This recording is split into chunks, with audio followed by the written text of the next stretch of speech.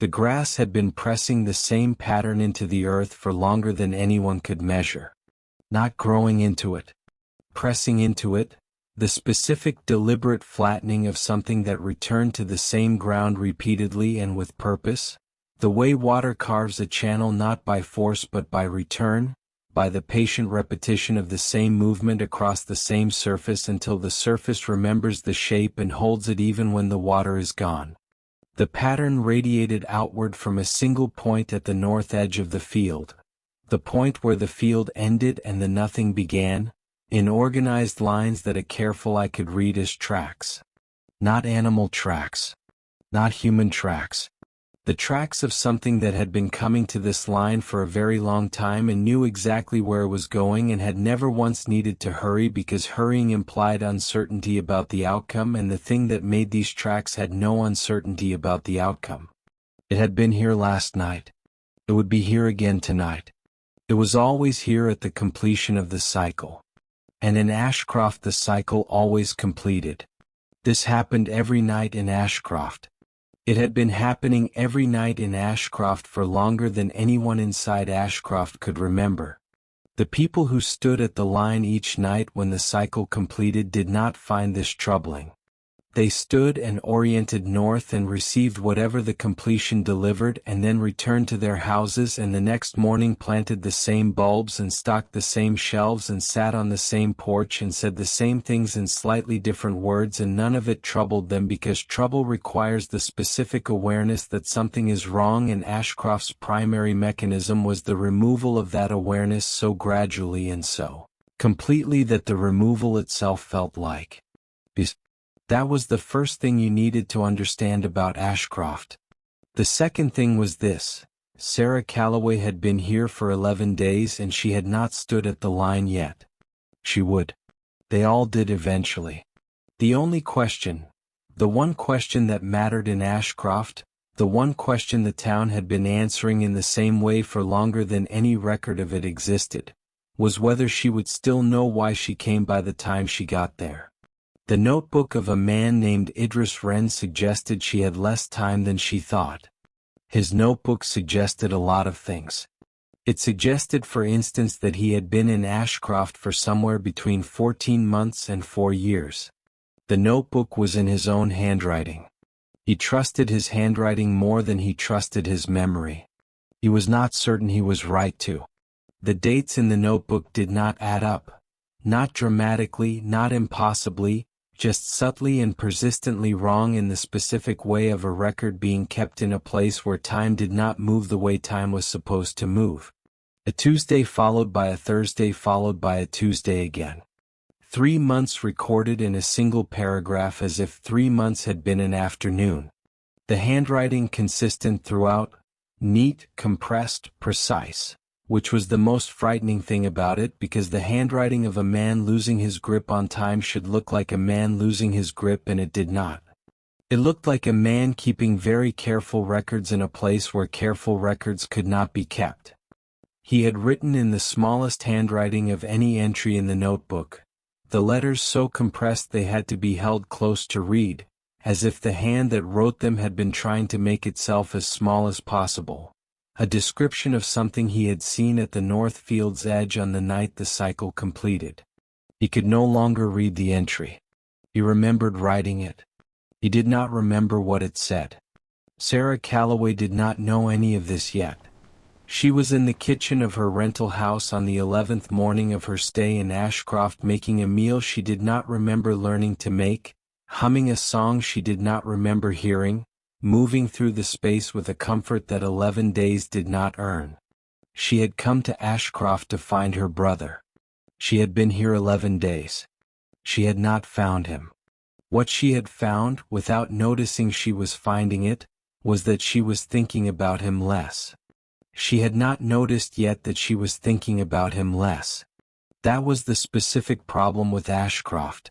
The things it took from you it took so quietly that the absence felt like peace.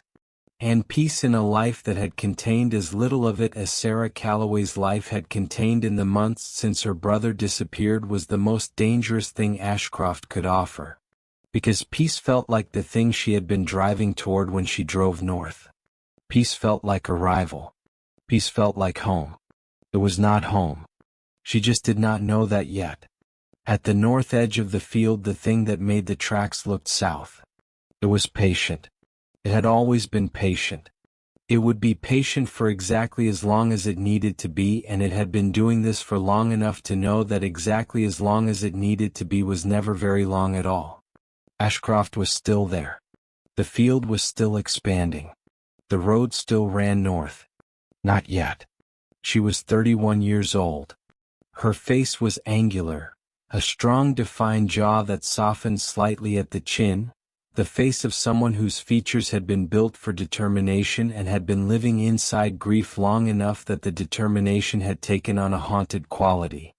Her eyes were large and dark, almost black, the kind that absorbed light rather than reflected it, giving her gaze a depth that people found unsettling before they found it compelling. Sharp cheekbones. A straight nose with a very faint deviation at the bridge. Broken once, years ago, healed imperfectly. Her mouth defaulted to a pressed flat expression when she was thinking hard, which was most of the time. Her skin was warm brown, smooth except for a thin pale scar running from the outer corner of her left eye toward her temple. Old enough to have faded to near invisibility but present in certain light. Present now in the morning light of the Ashcroft kitchen, which was slightly wrong for the hour in a way she had noticed and not returned to. Her dark brown hair, almost black, was cut bluntly at the jaw. She had given herself the cut 3 weeks before coming to Ashcroft in a bathroom mirror with scissors that were not particularly good for the purpose. The kind of change a person makes when they need to feel like they have decided something. She wore her brother's coat. Dark burgundy wool, slightly oversized, the sleeves a little long. She pushed them back when she cooked and they slid forward again, and she pushed them back again. A thin silver chain around her right wrist. No pendant. Just the chain. Dark fitted trousers. Worn leather ankle boots, the left one with a small crack in the sole she had been meaning to repair since before she could remember meaning to. She stirred the pot and hummed the song she did not know and looked at the kitchen around her with the specific quality of ease that 11 days did not produce and had no explanation for, and that she had stopped questioning somewhere around day 7. The kitchen was not hers. She had known this on day 1. The specific neutrality of a rental space, the absence of accumulated personal detail in the arrangement of objects. By day 7 she had stopped feeling the neutrality. By day 11 the kitchen felt as known to her as any kitchen she had ever stood in, which was wrong, which was the kind of wrong she had stopped noticing. She went to the window. The road outside ran north. It had always run north. She had understood this on the day she arrived, understood it in the specific way of someone for whom the direction of a road carries information. She had driven north to get here. The road ran north from Ashcroft too, ending at a field at the town's upper edge. If you wanted to leave, you took the same road south. She had tried this on her 3rd day. She had walked south on the road for what felt like 20 minutes and had arrived back in Ashcroft from the north end of the road. She had attributed this to a wrong turn. She had been attributing things in Ashcroft to explanations that were slightly less than the truth of them since the first morning she woke up in the kitchen making a meal she did not know how to make and found the not knowing less troubling than it should have been. Something arrived in her now at the window, a half-formed impulse, a fragment of a larger thought, the specific quality of a leaving thought beginning to surface. She stood at the window and felt it coming and then felt it dissolve. Something else arrived in its place. The pot. The meal. Something that needed doing right now. She turned back to the stove. She did not notice the leaving thought had dissolved. She had not noticed the last 6 times either. She had arrived on a Wednesday. The drive north had taken most of a day. She had followed the last traceable detail in a series of small wrong details in her brother Eli's final communications. A postmark, a road name mentioned in passing, the specific direction he said he was driving. North. He had said he was driving north. She had not registered it as significant at the time. She had gone back to it 3 weeks after he disappeared, reading the message again in the way of someone who has run out of new information and is returning to the existing information looking for something they missed. She had driven north until the road ended at Ashcroft. The town was small in the specific way of places that had once held more people and had not adjusted to holding fewer, the spacing between the houses too wide, the intervals suggesting a population that had thinned without anyone repositioning what remained.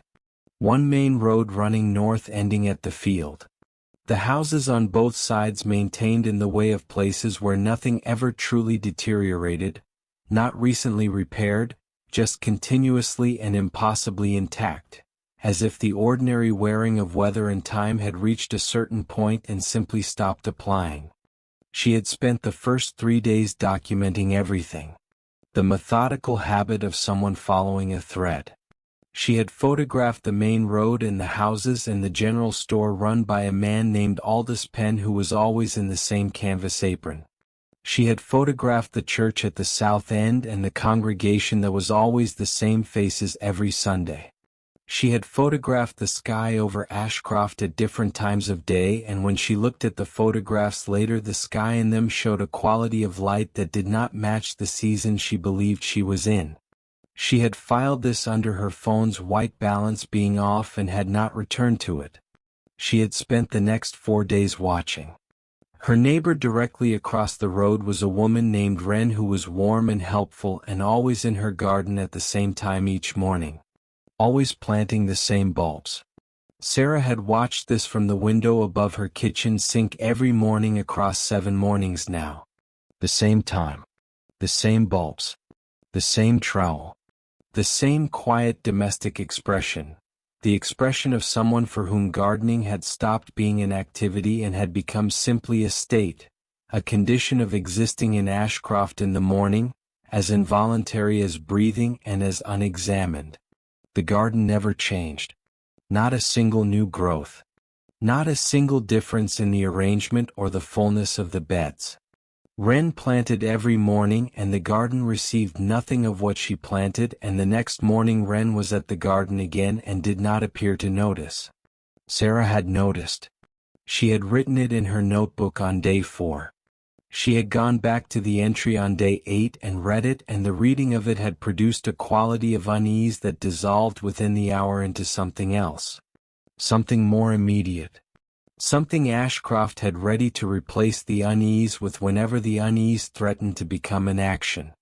Aldous Penn's store. She had been in 4 times across 11 days. The shelves were always full.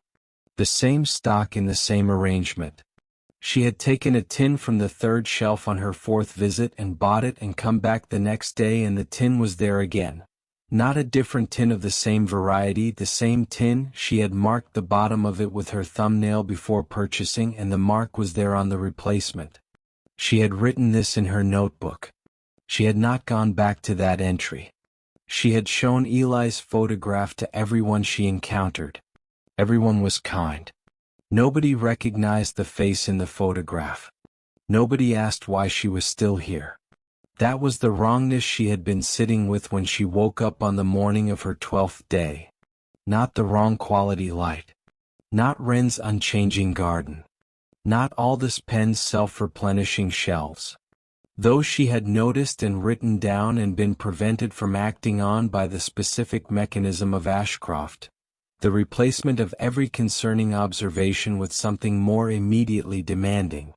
But nobody asking why she was still here was a wrongness that had arrived differently, a wrongness that had not been replaced with something else, a wrongness that had sat in her chest through the night and was still sitting there when she woke.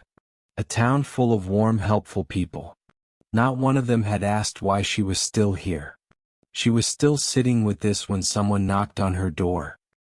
He was standing on her doorstep with a canvas satchel over his left shoulder and the urgent eyes of someone who needs to say something before the urgency dissolves. He was 40 years old with medium warm olive mixed-tone skin carrying the slight weathering of extended outdoor exposure.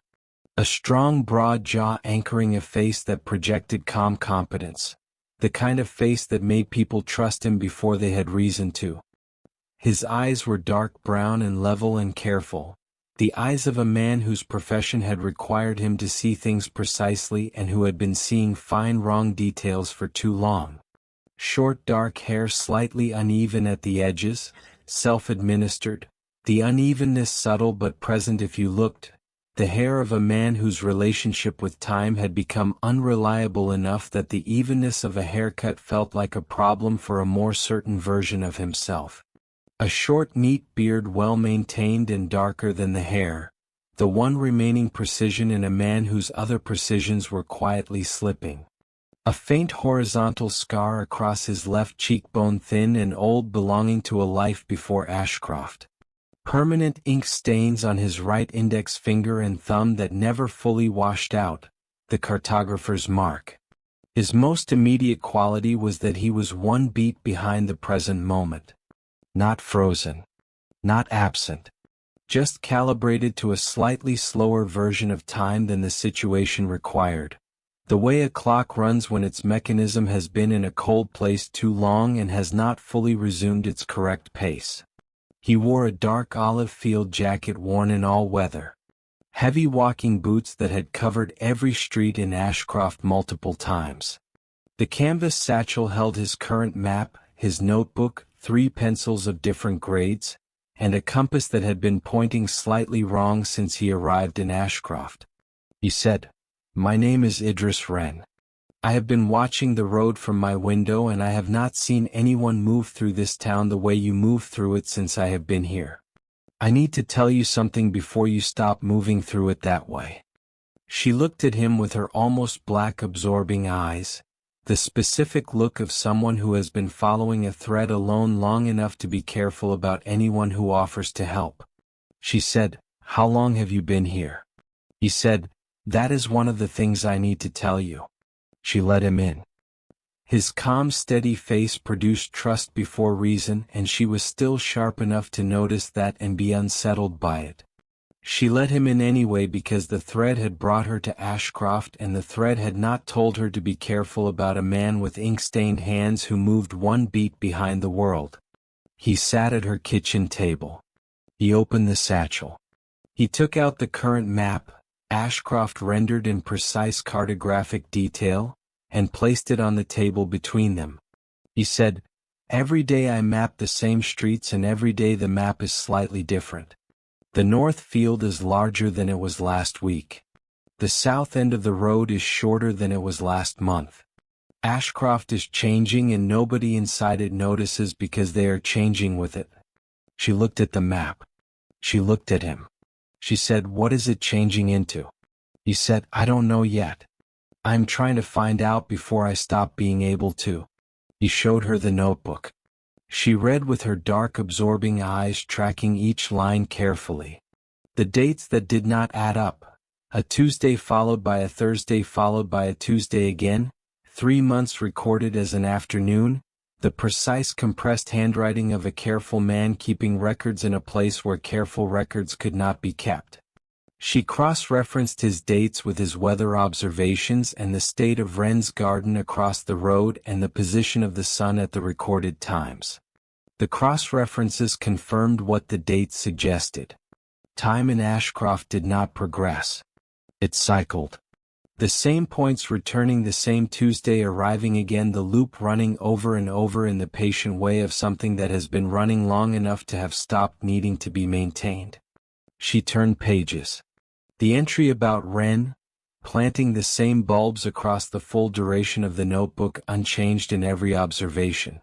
The entry about Aldous Penn, not a single delivery to the store across however many months the notebook covered, the stock replenishing between closing and opening in a way that Aldous did not discuss because it did not occur to him that it required discussion. Then the entry about a man at the north field edge at dusk. The build. The jacket. The specific way the man was standing, the forward tilt of the shoulders, the particular way he carried the weight of his own height. She knew it the way you know your own family's posture from a distance, the way you know a thing you have been looking at your entire life without having to look directly at it. The entry was dated from several months ago, before she arrived in Ashcroft. Eli had been here before she came looking for him. She said, "You wrote this?" Idris said, "Yes." She said, "Do you remember him?" He said, "I wrote the entry. I don't remember the man." She looked at the entry for a long time. Her pressed flat mouth. The thin pale scar at her left temple catching the wrong kitchen light.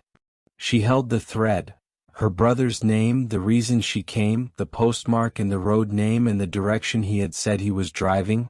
She held all of it with the specific deliberate grip of someone who had understood that holding was an active choice and not a passive state. That you had to choose continuously to keep holding. That the choice could be made for you if you stopped making it yourself. She closed the notebook. She said, "Tell me about the loop." He told her in the language of spatial logic because that was the language he had. Ashcroft was oriented north. Everything in it moved north, not geographically but directionally. Time moved north, cycling back to the same points the way a compass needle cycled back to the same direction. People moved north, their memories, their intentions, their sense of themselves as people who had come from somewhere and were going somewhere, all of it slowly oriented north until the going somewhere became staying here, became running the loop. Some people reached the loop's completion faster than others depending on how much they had brought with them when they arrived, how strong their sense of direction, how clear their purpose, how sharp their memory of wanting something different. He said, "There is something at the north field's edge at the completion of each cycle. All of the residents come to the line and stand at it, and whatever is there receives the completion and then returns to the nothing. And the next morning the loop begins again." She said, "What is at the line?" He said, "I wrote it down. I can no longer read the entry." She looked at him.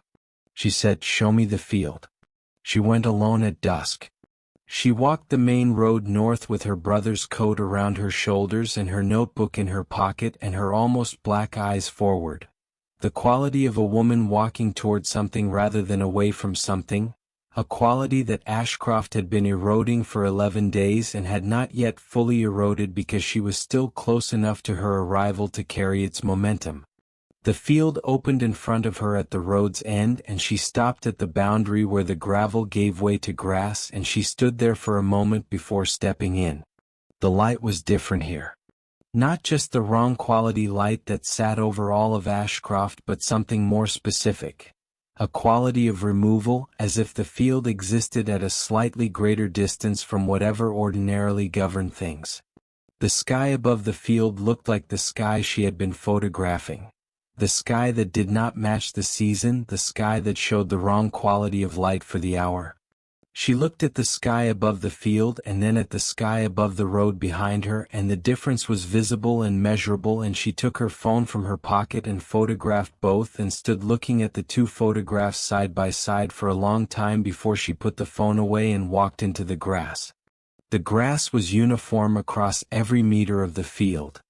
Not mowed. Not tended. Just the same height everywhere, as if it had been the same height for a very long time and had lost its relationship with growth entirely. It made no sound as she walked through it. Grass should make a sound when walked through, the specific soft resistance of blades against boots, the small disruption of something living being moved. This grass made nothing. She walked through it and it received her weight and gave nothing back, and she kept walking north. The field was larger than the maps showed. She had the maps.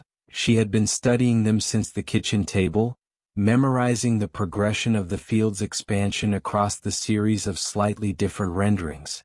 What the maps could not communicate was what the field felt like from the inside. The specific quality of a space that has been oriented toward something for so long that the orientation has become the space's primary characteristic. Every meter she walked north felt like walking with rather than through, as if the field itself were moving north and she were simply moving with it.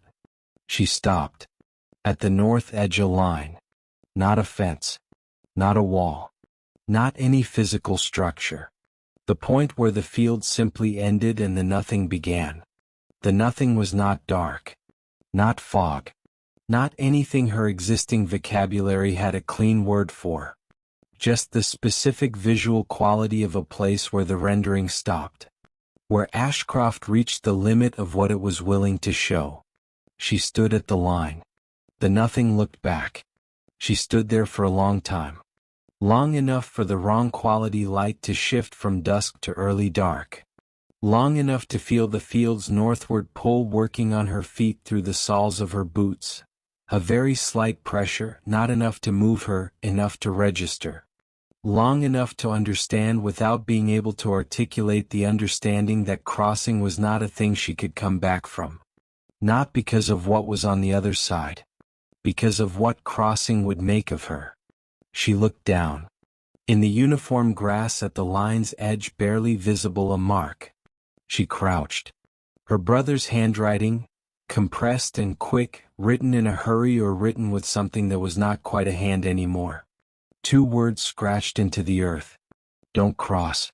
She stayed crouched for a moment with the wrong quality dark coming down around her and the field pressing north at her back and her brother's words in the ground at the line's edge and the nothing beyond the line looking at whatever it looked at when it looked. She stayed there and she felt the full weight of what those 2 words cost. The specific effort of a man inside a loop that had been running him for months, fighting through the current of it long enough to scratch 2 words into the ground for whoever came after him. She had come after him. She stood. She went back to Idris. She sat at his kitchen table and said nothing for a while. Then she said, "Show me the oldest maps. The first ones." He took them from the bottom of the canvas satchel. The ones made by the version of him that had just arrived, precise and certain and in full command of his instrument. At the north field's edge in those first maps rendered in fine line notation so specific it could only have been produced by someone who had seen it clearly, a series of marks. Organized. Repeated. The tracks of something that returned to the same place at the completion of each cycle. Not human tracks. Not animal tracks in any form she had a name for. Something that had been at the line for longer than any map of this town existed to record. She looked at the marks. She looked at Idris. She said, "Did you see what made these?" He said, "I saw something. I wrote it down." She found the entry. The handwriting his but the letters compressed to their minimum size as if the hand that wrote them had been trying to make itself as small as possible. She read it slowly. She did not say what it said. She closed the notebook carefully. She said, "We need to find Eli." She went to the general store on the 13th visit and did not show the photograph. She stood and she looked, not searching for a face she recognized but simply open, the way her almost black absorbing eyes worked best when she stopped directing them and let them receive. At the back of the store. A man examining a shelf that had never needed examining. His back to her.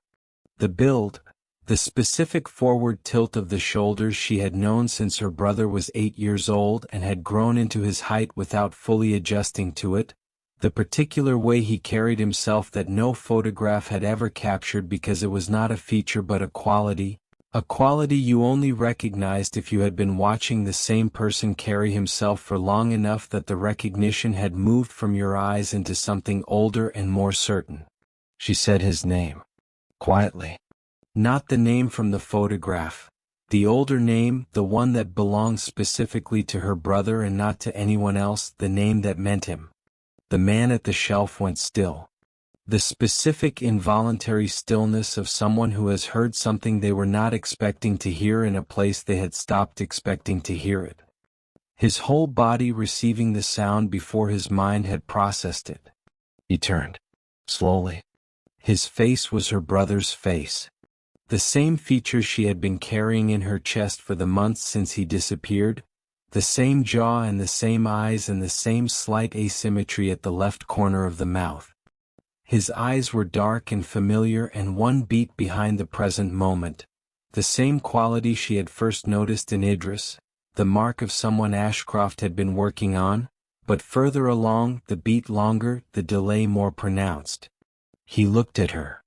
The recognition arriving through the static of the loop, fighting its way through, finding its frequency, the way a signal arrives from a long distance faint and then suddenly completely present. His almost black eyes, the same eyes she had, the family resemblance strongest there, clearing.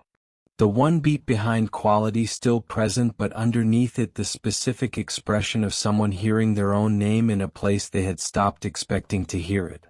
He said her name. She said, "I came to find you." He took one step toward her. It was not a large step. It was not a dramatic step. It was the step of a man whose legs had been carrying him through the same loop for long enough that a step in a direction the loop did not prescribe required everything he had. One step, toward her, away from the shelf, away from the north, away from the line in the field and the pattern in the grass that had his tracks in it alongside every other resident of Ashcroft. One step. She saw what it cost him. The effort underneath the single stride, the full weight of a man fighting the current of something that had been running him for months. She saw it and she understood it and she held the thread with everything she had and she kept her eyes on his eyes and she did not look away. Then Aldous Penn appeared from the back of the store and Eli's expression softened. The weight of the step dissolved. The current reclaimed him. He said he needed to finish checking the stock and he turned back to the shelf and did not turn around again. She stood in the store for a moment. The silver chain on her right wrist. Her brother's coat around her shoulders, sleeves too long. The crack in the sole of her left boot on the store's floor. He had taken one step. He was not fully in the loop. Not yet. She went back to Idris and told him. That evening she sat alone in the kitchen. Idris had gone to his own house to check the maps, to measure the field's expansion rate one more time, to verify the calculations, to do what a cartographer does when he needs to be certain. She sat at the kitchen table with her notebook open and her pen in her hand and the wrong quality light of the Ashcroft evening coming through the window, and she let the kitchen be quiet around her. She thought about the meal she had made that morning. She tried to remember where she had learned to make it. She could not. She tried to remember what she had cooked on the morning before she arrived in Ashcroft, in the kitchen of the flat she had been renting, in the city she had come from, in the life that had existed before she drove north following a postmark and a road name and the direction her brother said he was driving. She could not. She held her pen above the notebook and she made herself think about Eli. Not the Eli in the store with his one beat behind eyes and the single step that cost everything. The older Eli. The one who was 8 years old and had just grown into his height without fully adjusting to it. The one who called her on the last Sunday of every month without fail because Sunday was the day he had decided was the day and he was the kind of person who decided things and kept to them. The one whose coat she was wearing. She made herself think about him and the thinking was harder than it had been 2 weeks ago and she noticed the difficulty and she wrote it in the notebook. Thinking about Eli is harder today. Not because I want to think about him less. Because something here wants me to. I am writing this down so I will know it is happening. Then she wrote his name. Then she wrote the names of the things she had come here holding, the postmark, the road name, the direction he said he was driving. She wrote them all down in the notebook so they existed somewhere outside her head where Ashcroft could not reach them. Then she wrote, "Tomorrow I will leave with what I came for or I will leave with the map of how to come back. Either way I will leave." She underlined it twice. She closed the notebook. Across the road Wren went into her house for the evening. 2 doors down the family went inside. Aldous Penn turned the sign on the store door without looking at it. The wrong quality light of Ashcroft settled into its wrong quality dark, and up at the north end of the road the field waited with its uniform grass and its organized pattern and its line at the edge where the nothing began. The town performed its evening. Somewhere inside the performance all of them were orienting north and did not know it. She sat in the kitchen that was not hers and she held the thread and she waited for Idris to knock on her door. He came an hour later. He had the maps. He had the calculation. He sat at the kitchen table across from her and he spread the most recent map between them and he said, "Tonight is the next completion." She said, "Then tonight we find the straight line." He looked at her. He said, "I have been mapping the curve on the south road. The point where the road bends and returns to Ashcroft rather than continuing south. I believe I know where the curve straightens, where a person who walks the straight line at the right moment in the cycle can walk through the curve rather than following it back." She said, "You believe?" He looked at his compass pointing due south and calling it north. He said, "I am a cartographer in a town that will not hold still. Believe is the best I have." He had one more thing to tell her. He told her in the smallest voice he had, not because the kitchen was not private but because the information required the smallest voice, the way certain true things require a certain register. He had been at the north field on the nights when the loop completed a full cycle. 3 times. He had watched the residents arrive, Wren with her garden-worn hands, Aldous Penn without the canvas apron for the first time, everyone, all of them moving north in the wrong quality dark toward the line. Standing at it. Oriented. And at the line something present. The compass spinning, the maps shifting in no wind, the grass pressing flat in the organized radiating pattern. He said, "I think the loop is not trapping them. I think it is preparing them. For when the field reaches the road. For when there is no more distance between where they stand each night and where the line is." She looked at the map. At the field's expanding edge. At the shortening south road. She said, "Then we go tonight." He said, "Tonight." She opened her notebook. She wrote her brother's name. She wrote the date, the correct date, the date that existed on the road that went both ways, and underlined it. She closed the notebook. She looked at Idris across the maps and the wrong quality kitchen light and the meal she had not cleared from the stove because it had not occurred to her to clear it. She said, "Whatever happens tonight, you keep the notebook." He looked at her. A question in his one beat behind eyes that did not fully form before she continued. She said, "And I keep the oldest map." He was quiet for a moment. Then he said, "Let's go." They were at the north field's edge when the cycle completed.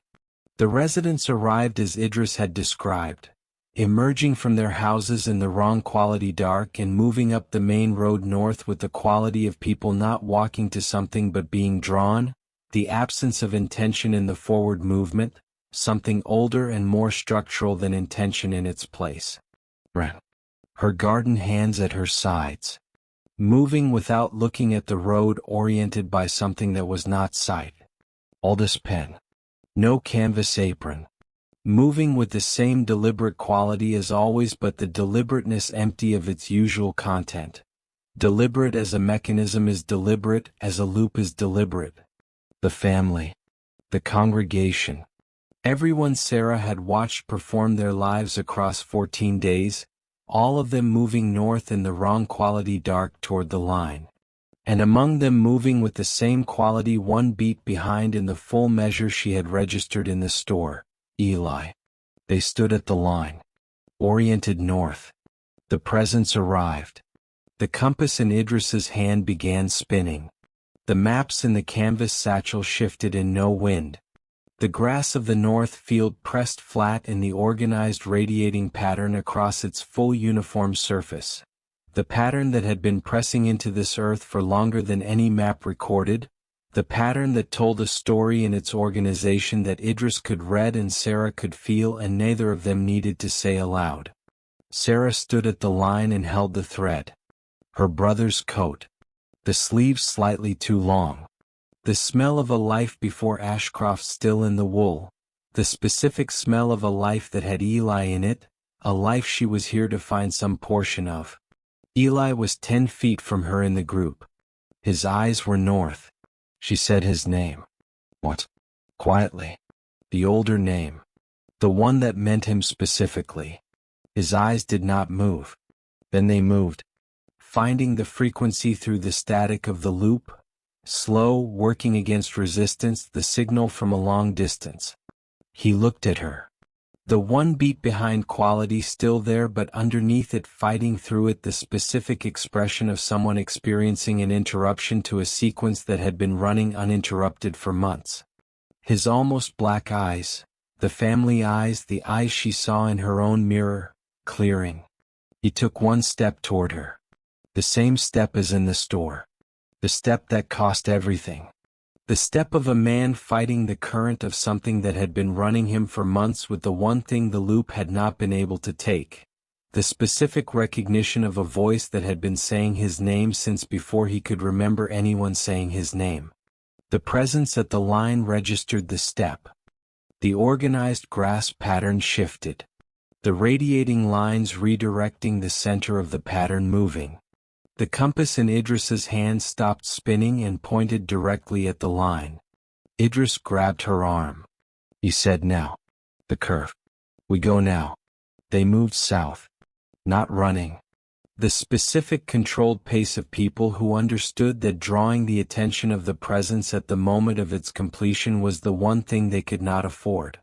Fast, but not running through the wrong quality dark of Ashcroft's main road, with the sodium light on both sides and the north field behind them, and the compass in Idris's hand pointing at the line they were walking away from. He led. He had the map of the curve. This was what the maps had been for, not an accurate rendering of a town that would not hold still, but the one point where the inaccuracy revealed the exit. The gap between what the road appeared to be and what it actually was, visible only to someone who had been mapping the same streets long enough to see the pattern in the variation. Sarah walked beside him, holding the thread. Both hands on it. Her brother's coat. His name. The reason she came written in her own hand in the notebook in her pocket. She held all of it with the specific, deliberate grip of someone who had understood that holding was an active, continuous choice, and that Ashcroft's primary mechanism was the replacement of that choice with something that felt equally valid and was not. Behind them, the residents remained at the field's edge. The cycle completing. The presence receiving the completion. Eli was not behind them. She did not look back. She held the thread. She walked. The road curved. She felt it, the subtle wrongness of a path bending without appearing to bend, the town's mechanism operating on her feet before her mind registered it. The urge to follow the curve arriving smoothly as a perfectly reasonable suggestion, as the natural thing to do when a road curves, as the thing she had been doing for 14 days every time Ashcroft offered her the easy option. She held the thread. She did not follow the curve. Idris stopped at the precise point marked on his map. He said, "Here. Walk straight. Don't follow the road. Walk straight south." She stepped off the road onto the flat land beside it. The grass wet through her boots immediately. She walked south in a straight line and felt the road curving away from her feet. Felt Ashcroft releasing her in the way of a grip that has been closing for 14 days and has not yet fully closed, fingers that have been drawing together and have not yet met. She walked straight. The road curved east and north. She walked south on the flat land in the dark, with the wet grass and her brother's coat and the thread and everything she had come here holding. And then she was on a road that went somewhere. A different road. A road with a destination. A road that went both ways. She stopped. She turned. Idris was not beside her. She went back to the curve's edge. He was on the Ashcroft side. Standing in the road with his canvas satchel over his left shoulder and the compass in his right hand and the ink stains on his right index finger and thumb, and his calm, steady, dark brown eyes on her across the boundary, and in those eyes something she had not seen in them before. They were fully on time. Not one beat behind. Fully present.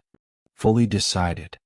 The most present she had ever seen those eyes, and it was the most frightening thing she had seen in 14 days in a town full of frightening things, because it meant he had made a decision that the presence of this quality in his eyes did not permit her to argue with. She said, "Come through. You know where the straight line is?" He said, "I know where it is." She said, "Then come." He looked at his compass. It was pointing north. True north, correct north, the north that existed on her side of the curve. He looked at the maps in his satchel. He looked at Ashcroft behind him, the houses, the road, the north field's edge at the far end of the town in the dark, larger than any map had rendered it, expanding toward the road with the patience of something that had never needed to hurry because it had always known how this ended. He said, "Eli is still here." She said, "I know." He said, "Someone needs to keep the maps. Someone needs to keep the notebook. If I leave there is no record that this happened, no record of what Ashcroft is, no record of where the straight line is. The loop closes and there is nothing to come back to." She said his name. He said, "You know where the line is now. You can come back. You can bring someone who still has the thread. You have 14 days of holding it. You know what it feels like. You know what it feels like when it starts to dissolve. You can bring someone and come back." She looked at him. His strong broad jaw. The short slightly uneven dark hair. The faint horizontal scar across the left cheekbone catching the wrong quality Ashcroft light. The ink stains on the right hand that had never washed out and never would. The cartographer's permanent mark. The one physical constant across whatever duration his notebook could not reliably measure. He opened the canvas satchel. He took out the oldest map. The first map, made on the first day, made by the version of him that had arrived with full precision and full certainty and the complete command of his instrument. The most reliable rendering of Ashcroft that existed. Made before the loop had begun its work on the maker. He held it out across the boundary. She took it. He looked at her for a long moment. His calm, steady face. His one beat behind eyes that were fully on time in this specific moment. Fully present, fully decided, not asking her to tell him it was the right decision because he already knew what he was doing and why, and the knowing was not the thing that needed saying. Then he turned and walked back into Ashcroft. His dark olive field jacket moving through the amber wrong quality light of the main road. The canvas satchel over the left shoulder. The compass in his right hand pointing south and calling it north. His heavy walking boots on the road that only ran one direction. She watched him walk back into the town that nobody there chose until the jacket and the satchel and the ink-stained hand disappeared into the light and the distance and the curve that did not go where roads were supposed to go. She did not call after him. She held the map and the thread and the reason she came. She walked south on the road that went somewhere.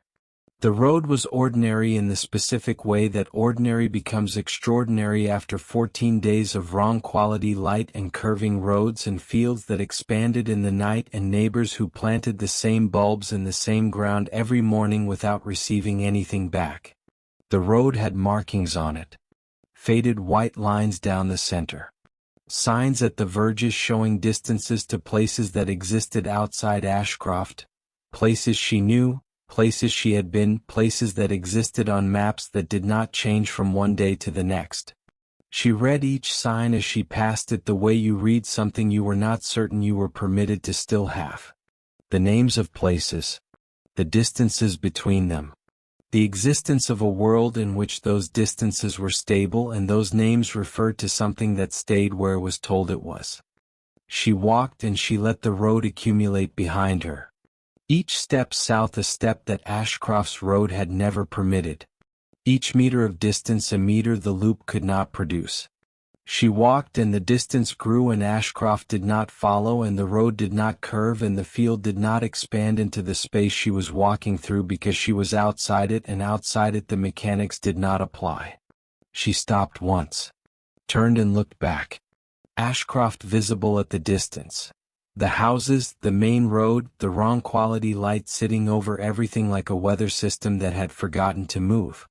The north field just visible at the far end of the town larger than any map had fully rendered it expanding toward the road with the patience of something that had been doing this for longer than any record of it existed.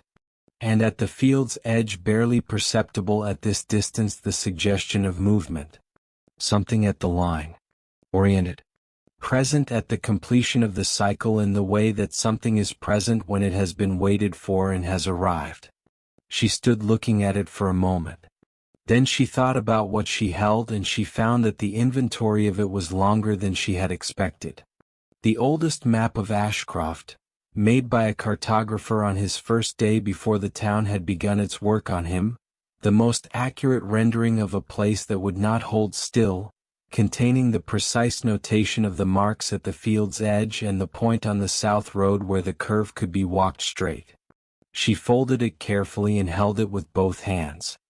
Her own notebook with Eli's name written in her own hand and 14 days of observations and the record of every wrong detail she had noticed and the entry she had written on the first night. The leaving thought dissolves. I am writing this down so I will know it happened, and the entry she had written that evening while Idris checked the maps. Tomorrow I will leave with what I came for, or I will leave with the map of how to come back. Either way I will leave. She had left. She had the map of how to come back. Her brother's coat around her shoulders, the sleeves too long. The specific smell of a life that had Eli in it still in the wool if she pressed her face into the collar. One step toward her in the store.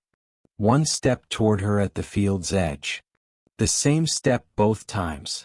The step that cost everything, the step of a man fighting the current of something that had been running him for months with the one thing the loop had not been able to take, the specific recognition of a voice that had been saying his name since before he could remember anyone saying his name. He was not fully in the loop. The current had him and had been running him, but it had not finished because he kept taking the one step, and the one step meant he was still in there, still reachable by someone with the thread and the map and the knowledge of where the straight line was. She knew where the straight line was. She had 14 days of knowing what the thread felt like to hold. She knew what it felt like when it started to dissolve. She would come back. She would come back with someone who still had the thread, and she would bring them through the curve, and she would say her brother's name at the field's edge one more time, and this time she would not leave without him. She turned back south. She walked faster. Behind her in Ashcroft a light came on in a kitchen window. Then another. Then another. All down the main road one by one the kitchen lights coming on in the wrong quality dawn. Warm and consistent. Without exception. Nobody in Ashcroft had turned them on. Nobody in Ashcroft had noticed they were off. At the north field's edge in the organized pattern the grass had been pressing into the earth for longer than any map recorded. Something completed its return. It moved through the field in the way of something that had made this return many times. Unhurried, precise, oriented. It reached the line between the field and the nothing, and it stopped. It looked south. Down the length of the main road. Past the houses. Past Aldous Penn's store. Past the church. To the south end of the road where the curve was, and beyond the curve the flat land where a woman in her brother's coat was walking south with a map in her hand and a name in a notebook and a thread she had not let go of through 14 days of a town designed to make her let go of it. The thing at the line looked south. It was patient. It had always been patient. It would be patient for exactly as long as it needed to be, and it had been doing this for long enough to know that exactly as long as it needed to be was never very long at all. Ashcroft was still there. The field was still expanding. The road still ran north. Not yet.